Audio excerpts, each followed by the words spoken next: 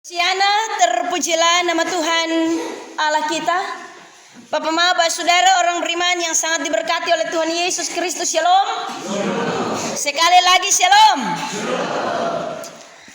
Tema yang diangkat oleh Sinode Gemit Bapak Maba, saudara orang beriman, dalam pemberitaan kabar baik firman Tuhan, dalam memperingati minggu-minggu sengsara Tuhan Yesus Kristus, yaitu belajar dari penderitaan untuk menghadirkan transformasi atau perubahan.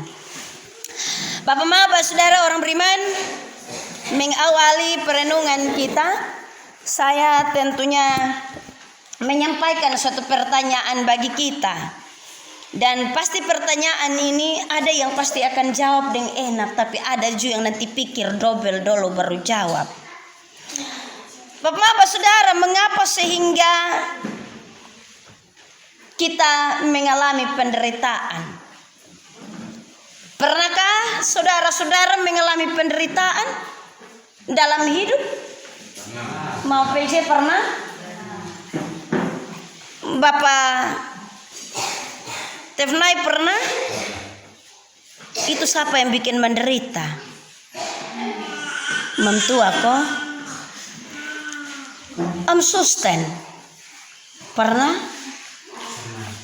Bapak Obed pernah? Pasti kita semua pernah mengalami yang disebut dengan penderitaan. Bapak Maba, saudara orang beriman yang sangat diberkati oleh Tuhan Yesus Kristus. Atau mungkin sementara ini yang di dalam ini gereja ada yang menderita. Kalau ada yang menderita tinggal menyanyi saja. Sakitnya tuh di sini. Di dalam hatiku. Itu lagu dangdut. Kalau ada yang sementara menderita, coba angkat tangan supaya kau lihat di pemuka yang mana.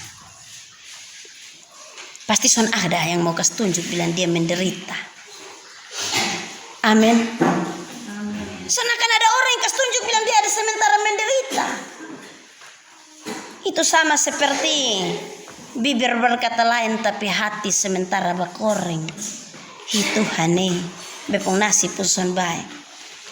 Atau ada yang sementara ini mau cari-cari gara-gara untuk menderita. Om Amun sementara cari gara-gara untuk menderita. Pasti sonde ada yang mau cari gara-gara untuk menderita. Beta lihat semua di sini sementara menderita. Karena hari-hari kau tempung kerja di gereja, neno klei. Semua menderita habis tahun kau son kerja kebun. Waktu bangun awal Desember kau mulai kerja gereja. Kemudian kau mau kerja kebun karena itu juga menderita. Hanya mau bohong son berani. Bapak Maba, saudara orang beriman, menderita itu suatu hal yang tidak enak. Menderita itu tidak dapat digambarkan atau dituliskan sama seperti anak papi sekolah kemudian tolong gambar matahari. Ini pikas tunjuk bilang ini menderita. Menderita itu tidak dapat digambarkan, tetapi dapat dirasakan oleh tiap-tiap orang.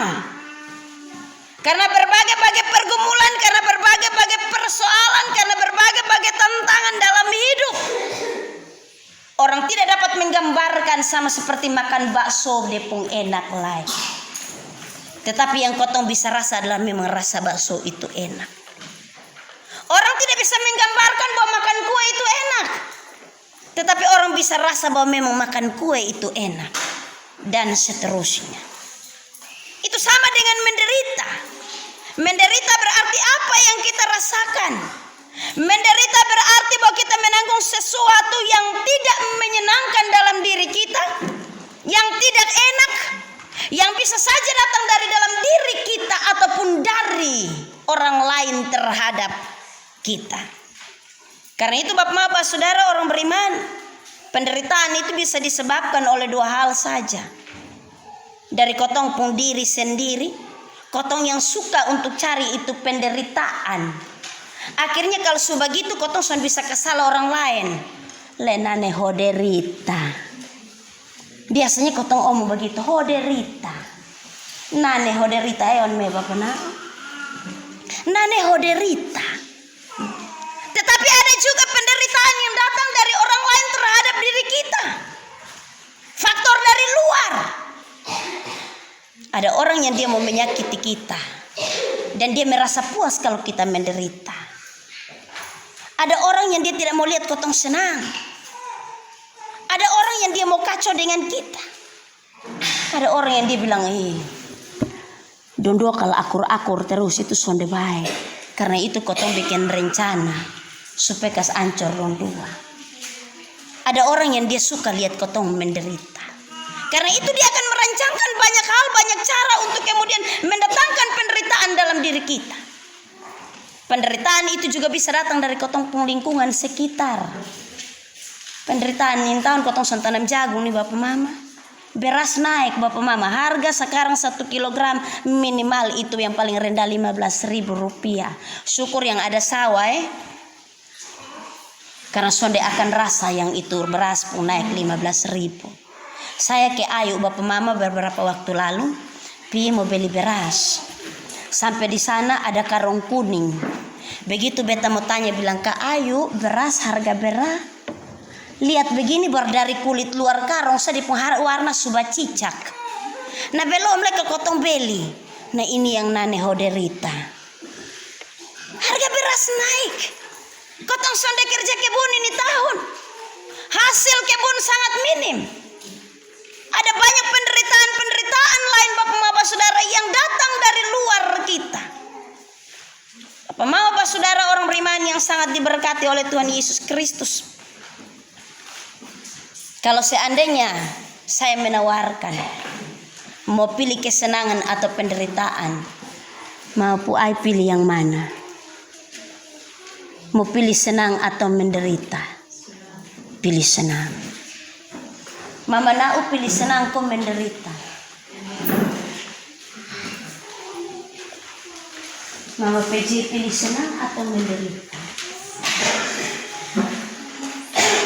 Semua suka di sini senang, di sana senang.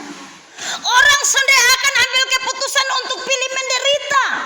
Apalagi penderitaan itu bukan disebabkan dari dalam dirinya, tetapi yang disebabkan oleh orang lain. Orang tidak akan ambil keputusan untuk hal itu. Yang orang akan senang adalah ketika kesenangan itu datang bertubi-tubi. Tetapi ketika ditawarkan penderitaan datang bertubi-tubi, orang sudah akan mau. Bapak Mama Pak Saudara orang beriman yang sangat diberkati oleh Tuhan Yesus Kristus. Demikianlah penderitaan yang dialami oleh Yesus. Adalah suatu penderitaan yang bertubi-tubi. Dia bukan ditawarkan soal kesenangan. Tetapi yang ditawarkan baginya adalah penderitaan. Dan yang disayangkan adalah penderitaan itu bukan disebabkan oleh dirinya, tetapi disebabkan oleh orang lain. Yesus tidak dapat menghindar dari jalan penderitaan. Karena benar bahwa dia telah ditentukan oleh Allah untuk kemudian menanggung penderitaan kita. Yang sebenarnya bukan dia yang menyebabkannya. Yesus telah ditentukan oleh Allah. Karena itu Bapak Bapak Saudara orang beriman yang sangat diberkati oleh Tuhan Yesus Kristus. Yesaya pasal 52 ayat yang ke-13 sampai 53 ayat yang ke-12. Tentunya bahwa firman Tuhan ini datang kepada Nabi Yesaya dan ditujukan kepada bangsa Israel ketika mereka ada dalam pembuangan di Babel ketika itu.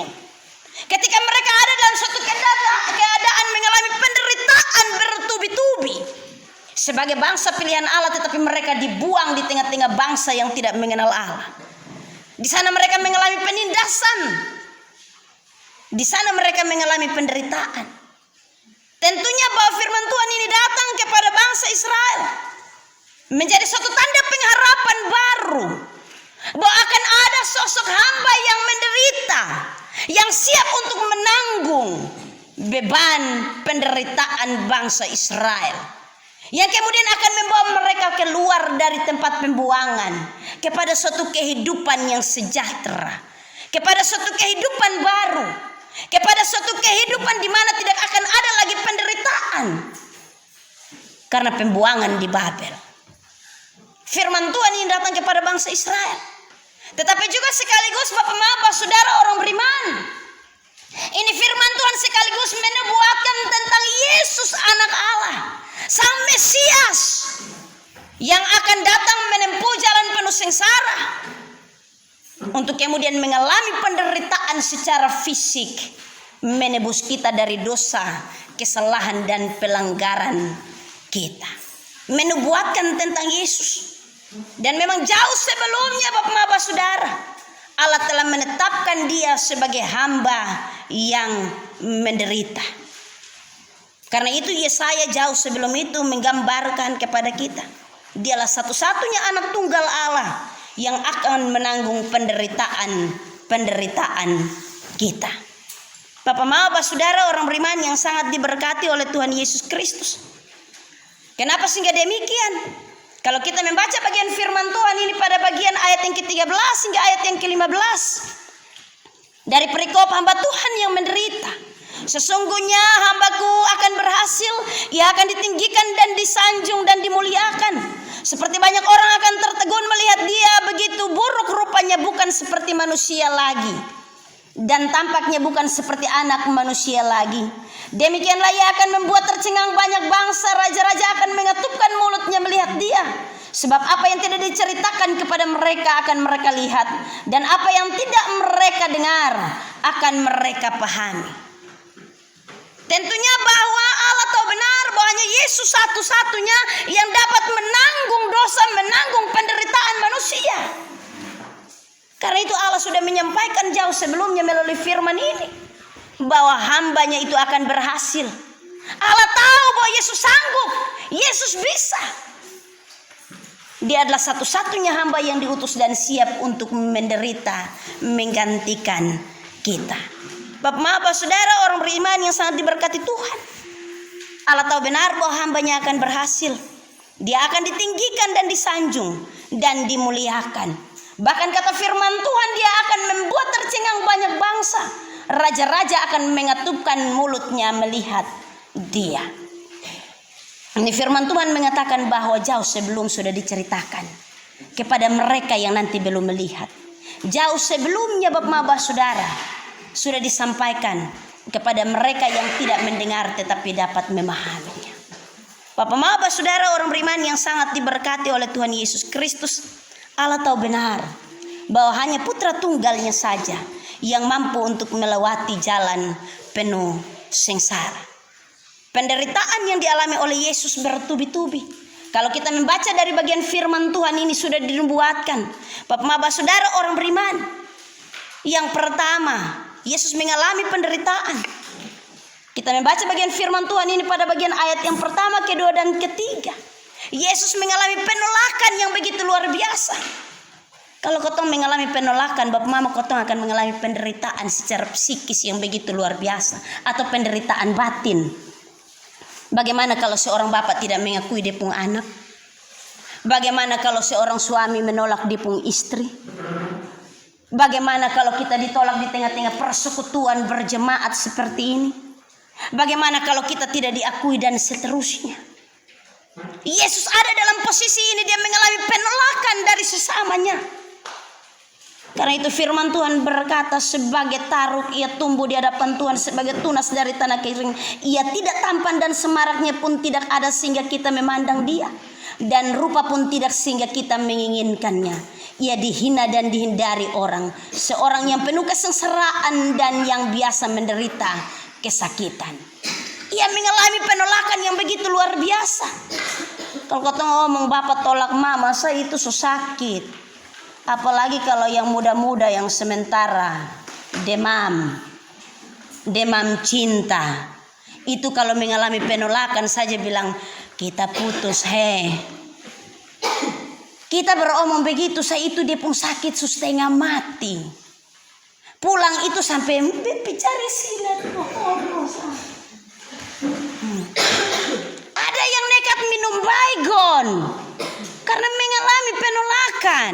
Di Indonesia ada. Puji Tuhan son ada Kalau ada nak bisa kasih tunjuk itu orang kita tahu. Bapak Saudara orang beriman mengalami penolakan itu terlalu sakit. Ini suatu keadaan di mana kita tidak diakui sama sekali. Yesus mengalami keadaan itu. Dia mengalami ketika dia ditolak dan tidak diakui. Padahal dia anak tunggal Allah yang diutus Bapaknya. Tetapi dia tidak mendapatkan penerimaan dari orang-orang yang ada bersama-sama dengan dia. Yang kedua, Bapak-Bapak, Saudara orang beriman, penderitaan karena penolakan. Tentunya bahwa kalau kita ngomong penderitaan, pasti ada di penyebab atau alasan penderitaan. Alasan penderitaan yang dialami oleh Yesus, oleh hamba yang menderita. Bagian firman Tuhan ini pada bagian ayat yang keempat hingga ayat yang keenam. Karena Allah begitu mengasihi akan kita. Kita adalah orang-orang berdosa yang sementara mengalami penyakit dosa. Kita membutuhkan kesembuhan dan kelepasan, kelegaan. Kita sementara sakit tanpa kita sadari. Karena itu ini menjadi alasan Allah untuk kemudian memberikan hamba itu menjadi hamba yang menanggung penderitaan kita. Kita sementara sakit. Karena itu Yesaya berkata, tetapi sesungguhnya penyakit kita lah yang ditanggungnya, kesengsaraan kita yang dipikulnya. Padahal kita mengira dia kena tulah, dipukul dan ditindas Allah. Tetapi dia tertikam oleh karena pemberontakan kita, dia diremukkan oleh karena kejahatan kita. Ganjaran yang mendatangkan keselamatan bagi kita ditimpakan kepadanya, dan oleh bilur-bilurnya kita menjadi sembuh. Kita sekalian sesat seperti domba masing-masing. Kita mengambil jalannya sendiri, tetapi Tuhan telah menempahkan kepadanya kejahatan kita sekalian. Terlalu mengerikan Bapak Mama. Sebenarnya kita yang harus tanggung kita pun penyakit dosa. Masing-masing orang yang harus tanggung dan pertanggungjawabkan. Bukan dia. Tetapi Allah memilih dia. Dan ini menjadi alasan bagi Allah. Yesus menderita, mengalami kesengsaraan, penderitaan bertubi-tubi. Karena kita orang-orang yang sementara sakit dalam dosa. Kita butuh untuk mengalami kesembuhan, mengalami kelepasan dan kelegaan. Kita butuh untuk dilepaskan oleh Allah. Bapak-bapak, saudara orang beriman yang sangat diberkati oleh Tuhan Yesus Kristus. Yang ketiga, ingat bahwa kotong kalau mengalami penderitaan, orang bisa saja menyingkirkan kita. Penderitaan itu bisa terjadi ketika kita disingkirkan atau kita ditolak. Disingkirkan Bapak Mama. Disingkirkan itu bahasa yang paling kejam.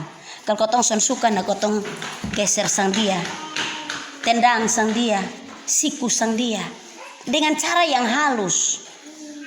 Bukan dengan cara terbuka begini. Beson suka dengan lu geser. Disingkirkan dengan cara yang halus. Ini yang dialami oleh Yesus Bapak Maba, saudara orang beriman. Dia mengalami penderitaan. Dia disingkirkan dengan cara yang begitu tidak bermoral, tidak beretika. Dia disingkirkan dengan cara-cara yang tidak wajar. Kata firman Tuhan, dia dianiaya, membiarkan diri ditindas. Sama seperti domba yang dibawa ke pembantaian, dia tidak membuka mulutnya. Bapak Maba, saudara orang beriman, dia sudah mengalami penahanan dan penghukuman. Bahkan ia terambil dari negeri orang-orang hidup. Terlalu sangat mengerikan penderitaan Yesus. Penderitaan yang dialami. Kalau kotong yang sampai begitu pasti kotong sulari kas tinggal gereja. Kau bilang kotong gereja kau supaya bisa mengalami keselamatan dan hidup kekal. Tapi toh tetap jadi orang Kristen juga hidup menderita terus. Toh mama beliau. San pernah hidup bye-bye juto. Kotong pasti sulama kas tinggal gereja. Lama kas tinggal kotong iman. Tetapi Yesus ada pada posisi yang demikian. Walaupun disingkirkan di tengah-tengah orang-orang yang mengenalkan dia. Tetapi dalam hal itu pun Bapak-Bapak saudara orang beriman, dia tetap menanggung penderitaan. Karena mandat Allah kepadanya, dia satu-satunya yang dapat menyelamatkan kita. Yang keempat Bapak-Bapak saudara orang beriman, buah dari penderitaan, kata firman Tuhan, adalah menjadi hamba yang ditinggikan. Pada bagian ayat yang ke-10 hingga ayat yang ke-12, Tetapi Tuhan berkehendak meremukkan dia dengan kesakitan. Apabila ia menyerahkan dirinya sebagai korban penebus salah, ia akan melihat keturunannya, umurnya akan lanjut, dan kehendak Tuhan akan terlaksana olehnya. Sesudah kesusahan jiwanya, ia akan melihat terang dan menjadi puas. Dan hambaku itu sebagai orang yang benar, yang membenarkan banyak orang oleh hikmatnya, dan kejahatan mereka dipikul. Sebab itu aku akan membagikan kepadanya orang-orang besar sebagai rampasan, dan ia akan memperoleh orang-orang kuat sebagai jerahan, yaitu sebagai ganti karena ia telah menyerahkan nyawanya di dalam maut, dan karena ia terhitung di antara pemberontak-pemberontak, sekalipun ia menanggung dosa banyak orang dan berdoa untuk pemberontak-pemberontak. Janji kemenangan bagi hamba yang menderita, janji untuk dimuliakan sebagai hamba yang menderita, janji untuk ditinggikan sebagai hamba yang menderita, dan benar bahwa Yesus telah melakukannya. Dia telah menempuh jalan penuh sengsara dan penderitaan, menempuh via dolorosa, tetapi dia hadir sebagai pemenang. Dia mengalahkan maut melalui kematiannya, tetapi pada hari yang ketiga dia menunjukkan akan kuasa Allah, bahwa dia bangkit pada hari yang ketiga. Dia menang atas maut, menang atas penderitaan yang seharusnya ditujukan kepada kita. Bapak Mama, saudara orang beriman yang sangat diberkati oleh Tuhan Yesus Kristus, penderitaan Yesus membawa perubahan. Perubahan bukan untuk Yesus, tetapi perubahan bagi kita sebagai orang percaya. Perubahan kepada kita sebagai orang-orang berdosa. Penderitaan Yesus membawa perubahan, yaitu bahwa kita mengalami kemenangan dalam kehidupan iman, tetapi juga kita mengalami kehidupan kekal dan keselamatan yang Allah kerjakan. Penderitaan yang dialami oleh Yesus membawa perubahan bagi kehidupan kita. Perubahan untuk terus hidup dalam kasih. Perubahan untuk terus hidup dalam kasih dan kehendak Tuhan. Perubahan untuk hidup dan terus melakukan apa yang menjadi kehendak Tuhan dalam kehidupan kita tiap hari. Perubahan untuk hidup benar. Hidup tidak berkompromi dengan dosa. Hidup dengan tidak melakukan apa yang menjadi pelanggaran. Tetapi mengalami perubahan hidup dari waktu ke waktu. Bapak, saudara orang beriman yang diberkati Tuhan, kita ada di Minggu Sengsara Tuhan Yesus Kristus yang keempat hari ini. Tentunya masing-masing kita merenungkan. Mungkin kita pernah menjadi bagian di mana kita menyebabkan orang lain menderita. Tetapi mungkin juga kita menjadi bagian di mana kita mengalami penderitaan karena dosa, aib dan kejahatan kita. Ini menjadi komitmen bagi kita bersama-sama, bahwa Yesus telah menjadi teladan yang seutuhnya. Dia mengalami penderitaan baik secara jasmani maupun secara psikis. Tetapi kemudian Tuhan membawa dia menjadi orang yang mengalami kemenangan di dalam iman, untuk kemudian mengalami perubahan-perubahan dalam hidup. Kita memperingati Minggu Sengsara Tuhan Yesus Kristus, bukan seremonial belaka Bapak saudara. Karena setiap tahun kau memperingati, nanti bulan Maret sampai April kau mesti memperingati Minggu Sengsara. Bukan semata-mata karena itu, tetapi supaya di sini dalam memperingati Minggu Sengsara kita merenungkan penderitaan Yesus, dan kemudian kita hidup dalam perubahan-perubahan tiap-tiap hari. Jangan sampai kau sudah hidup dalam perubahan, kau pun lagu hanya aku masih seperti yang dulu. Hati-hati kalau suka menyanyi lagu aku masih seperti yang dulu. Ada satu cerita, ada orang gila masuk rumah sakit jiwa. Kemudian suatu ketika Bapak Mama dia divonis oleh dokter disuruh sembuh. Dia sembuh, dia keluar. Setelah itu dia duduk di pinggir jalan. Suatu ketika dokter dari rumah sakit jiwa ini lewat, dan dia sementara duduk, dia menyanyiin lagu aku masih seperti yang dulu. Dia menyanyi ini lagu. Ini dokter lihat begini, Bu yang gila itu toh masih seperti yang dulu.